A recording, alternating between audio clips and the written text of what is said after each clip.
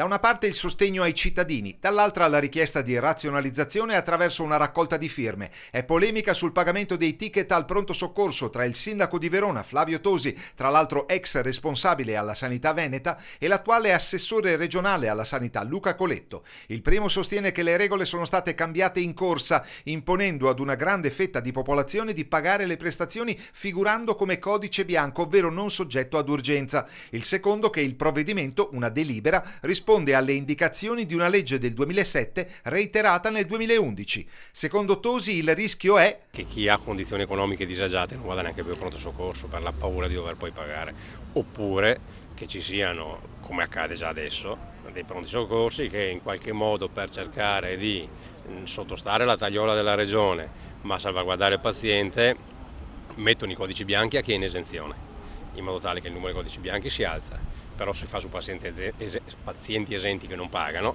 e quindi con un trucchetto si aggira la cosa. Però ripeto, la cosa più corretta: i medici del pronto soccorso sanno a chi far pagare e a chi non far pagare, si lasci scegliere i medici del pronto soccorso. La polemica riguarda l'introduzione di un software che toglierebbe la discrezionalità della valutazione dell'urgenza al medico curante. Coletto replica che è a disposizione dei sanitari e, a proposito della opportunità della Regione Veneto di fare in questo modo cassa, alla luce per di più di un aumento radicale dei ticket, noi non facciamo cassa con i ticket da noi valgono circa 18 milioni all'anno.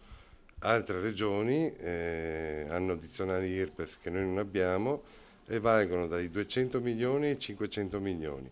Io credo che un piccolo sforzo sicuramente i veneti lo facciano e lo facciano volentieri. Noi non vogliamo mettergli le mani in tasca con l'addizionale e l'abbiamo scritto chiaramente anche sul programma elettorale. La parola la manteniamo.